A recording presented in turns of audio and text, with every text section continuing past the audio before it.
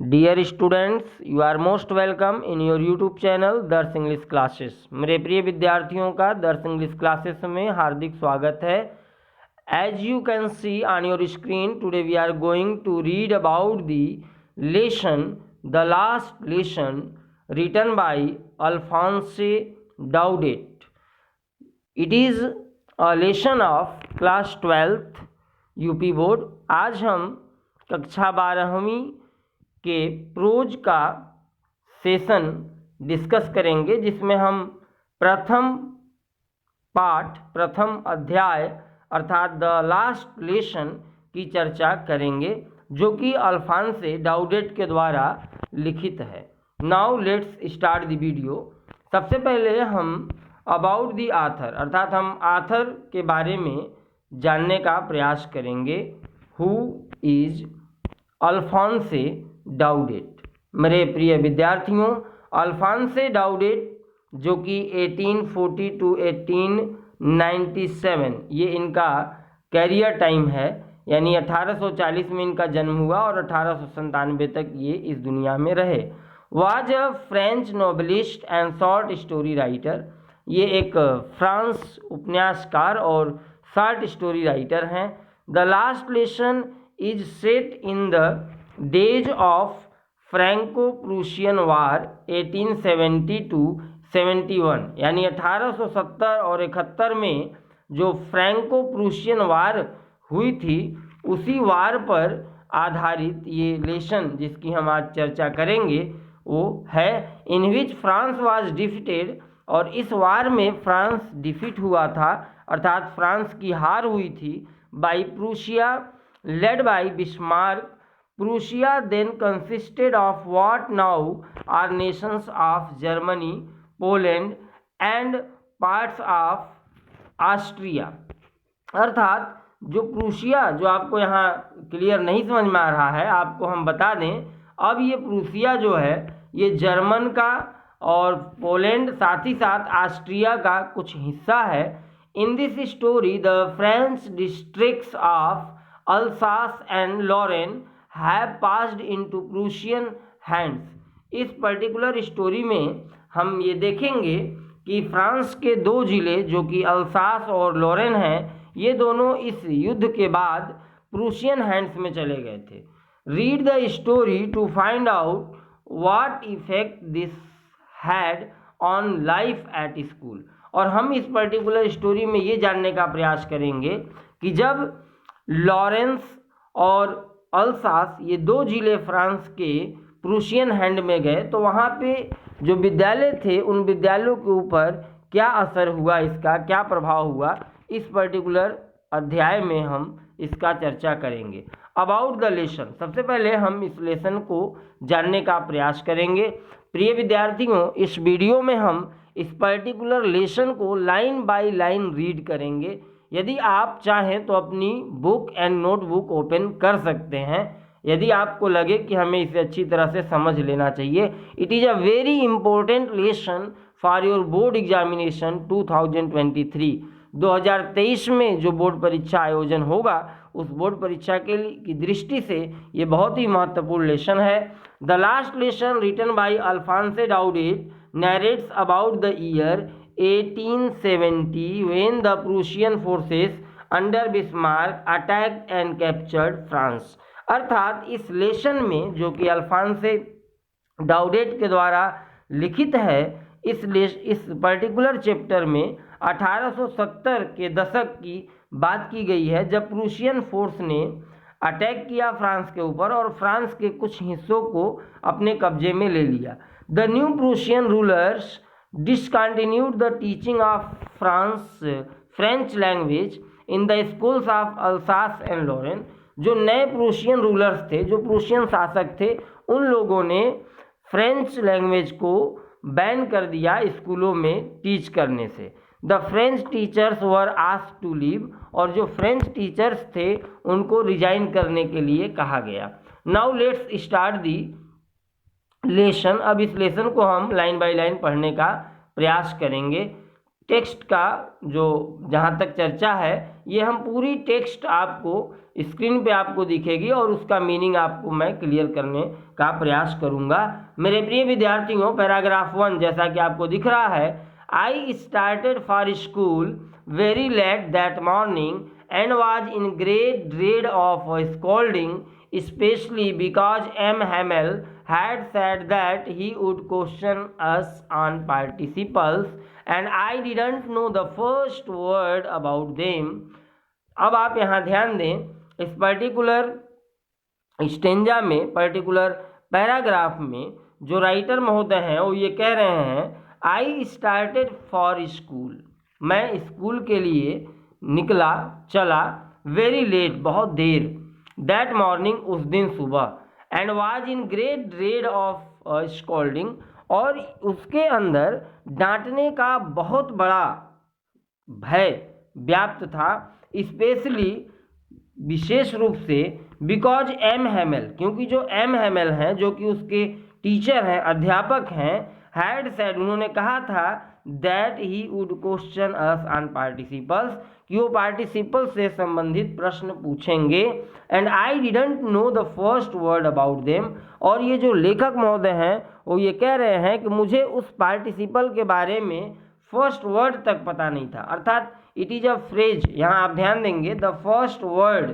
ये जो लिखा हुआ है ये एक फ्रेज है, अर्थात उसके प्रारंभिक ज्ञान की भी जानकारी लेखक को नहीं है, और यही कारण है कि वो स्कूल लेट निकला घर से, अर्थात उसे जाने की इच्छा नहीं थी। फॉर अ मोमेंट, एक क्षण के लिए, I thought of running away, ये कह रहा है कि मैं एक क्षण के लिए तो मुझे लगा कि मुझे भाग जाना चाहिए, आज स्कूल जाना ही नहीं चाहिए, and spending the day out of door, और घर के बाहर मैं पूरे दिन को गुजार दूँ।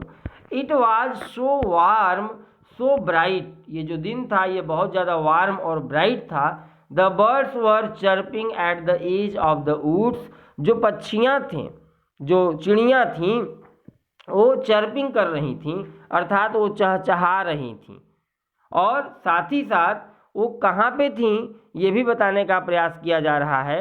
जो पक्षियाँ थीं at the edge of the woods, यहाँ आप ध्यान देंगे, जो वुड्स होते हैं, अर्थात वुड्स को आप ऐसे समझें जैसे आपके दरवाजे के ऊपर छज्जा टाइप के, उसको आप टाण कहते होंगे या व्हाटएवर जो भी आप समझते होंगे।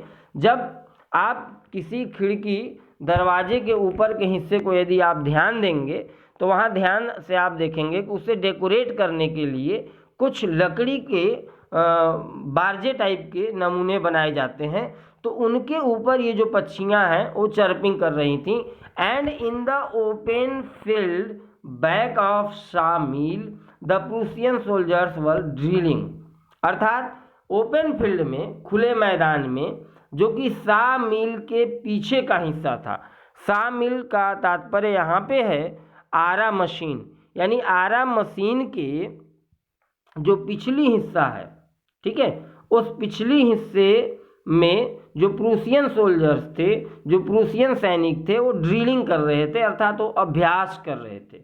It was all much more tempting, और ये सारी चीज़ें बहुत ज़्यादा टेम्पटिंग थीं, यानी लुभावने वाली थीं, than the rule for participles, जहाँ तक पार्टिसिपल के रूल की, सिद्धांत की, नियमों की बात थी, उससे ज़्यादा ये लेखक को लुभा रहे थे। But I had the strength to resist, लेकिन ये राइटर यहाँ आपको बताने का प्रयास कर रहा है कि मेरे अंदर इसके विरोध, अर्थात इसके विरोध करने की क्षमता थी। And hurried off to school, और वो वहाँ से जल्दी से स्कूल के लिए चल पड़ा, तेज़ी से स्कूल के लिए निकल पड़ा। मेरे प्रिय विद्यार्थियों, इस पैराग्राफ को एक बार वंस अगेन हम समझने का प्रयास करते हैं। I started for school very let that morning, उस दिन सुबह जो लेखक है वो स्कूल के लिए लेट निकला। Was in great dread of scolding, उसे डांटे जाने का भय सता रहा था, specially because M Hamel had said that he would question us on participles, क्योंकि इसके अध्यापक एम हैमेल ने इसे बताया था कि कल वो पार्टिसिपल पर प्रश्न पूछेंगे। And I didn't know the first word about them, और राइटर को, लेखक को पार्टिसिपल के बारे में प्रारंभिक ज्ञान भी नहीं था।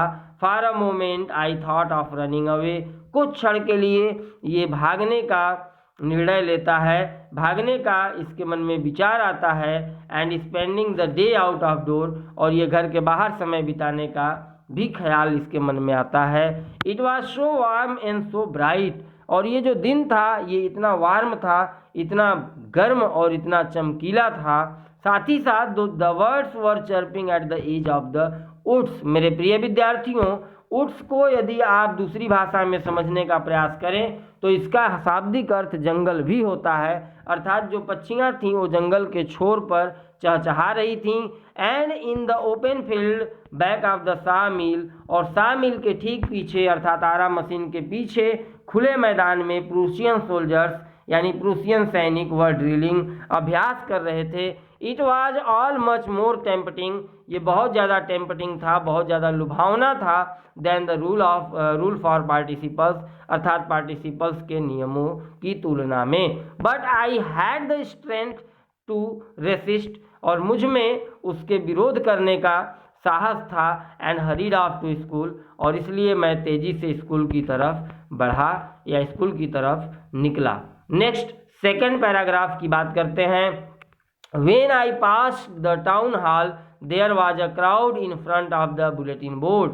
यहाँ पे जो लेखक महोदय है वो बता रहा है कि जब मैं हॉल से यानी कि टाउन हॉल से जब मैं गुजरा, जब मैं सभागार के पास से गुजरा, तो कह रहा है देयर वाज अ क्राउड, वहाँ पे एक भीड़ थी।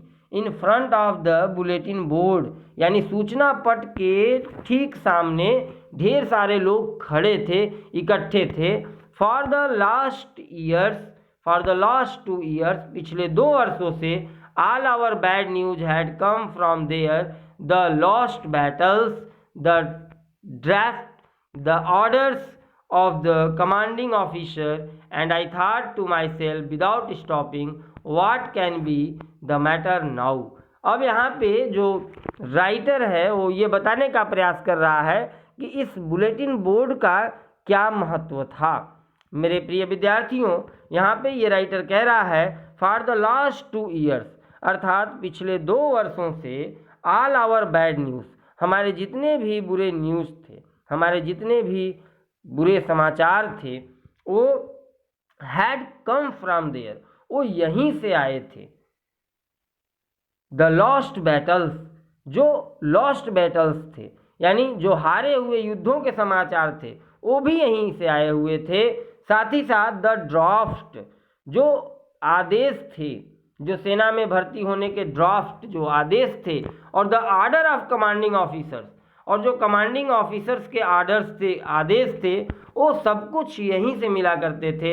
And I thought to myself, और ये कह रहा है कि मैंने स्वयं सोचा, मैंने ये इसके मन में ये विचार आया। क्या विचार आया? बिना रुके ही इसने सोचा, विदाउट स्टॉपिंग, तनिक भी इसको सोच समझ में देरी नहीं हुई। What can be the matter now, इसके मन में ये विचार आया कि अब ऐसा कौन सा मैटर, कौन सा समस्या हो सकता है। देन एज आई हरीड, और मैं तब जो है हरीड मतलब ये जल्दी से, as fast as I could go, जितनी जल्दी से ये जा सकता था उतनी जल्दी से ये बढ़ा।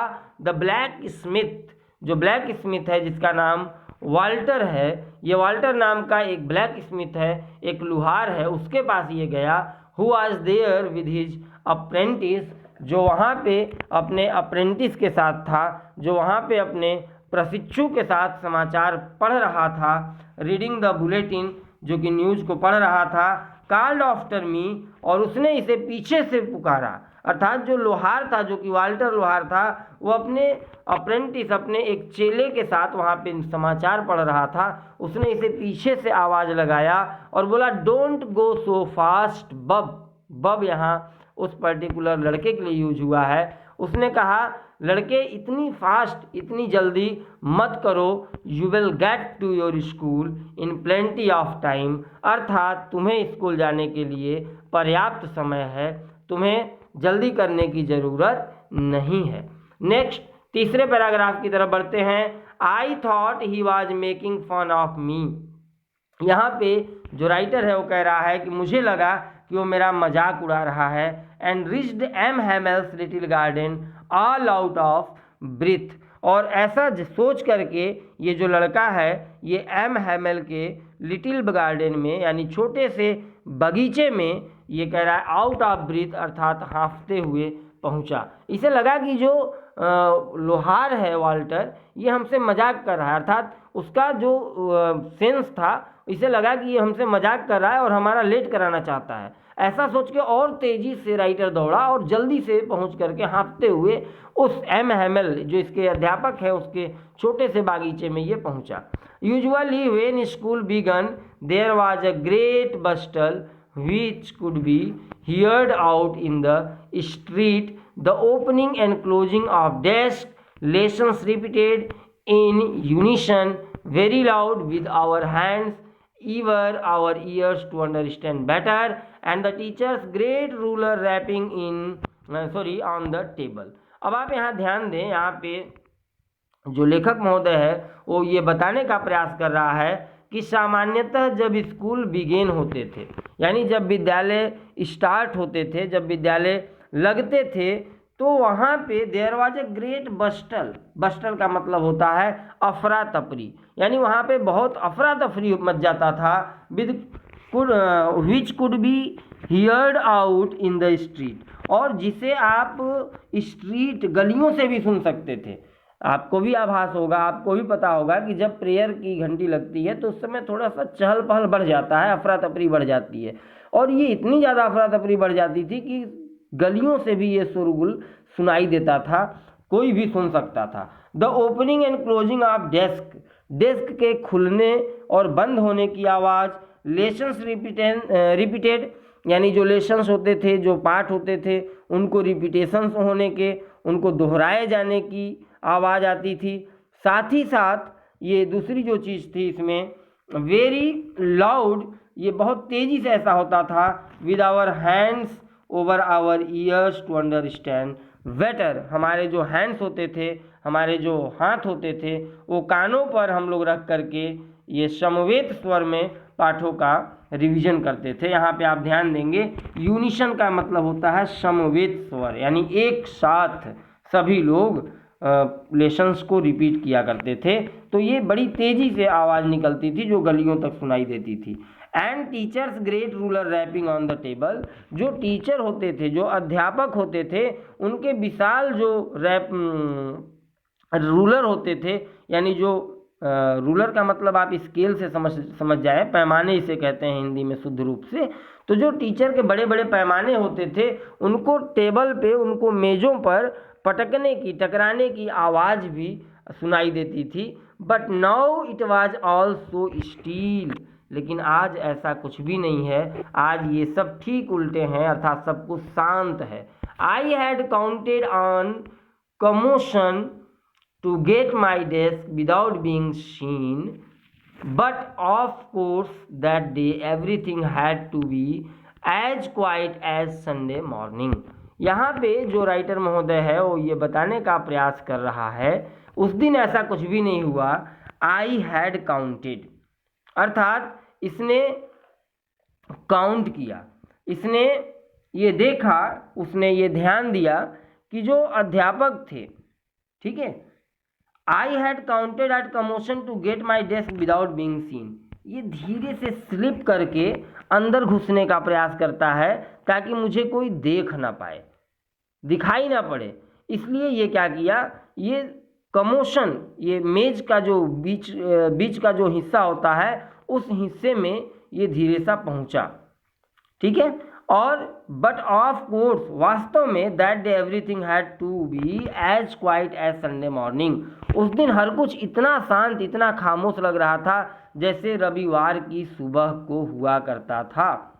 थ्रू द विंडो, खिड़की से, आई सा माई क्लासमेट्स, मैंने अपने सहपाठियों को देखा, ऑलरेडी इन दियर प्लेसेस, वो अपने प्लेसेस, अपने स्थानों पर थे। And M Hamel walking up and down, M Hamel up down कर रहे थे with his terrible iron ruler, अपने लोहे के पैमाने के साथ, अंडर हिज आर्म, जो अपने आर्म के नीचे अपने कांख में दबाए हुए थे। I had to open the door, मैंने वो दरवाजे को ओपन किया, and go in before everybody, और मैं सबके सामने पहुंचा।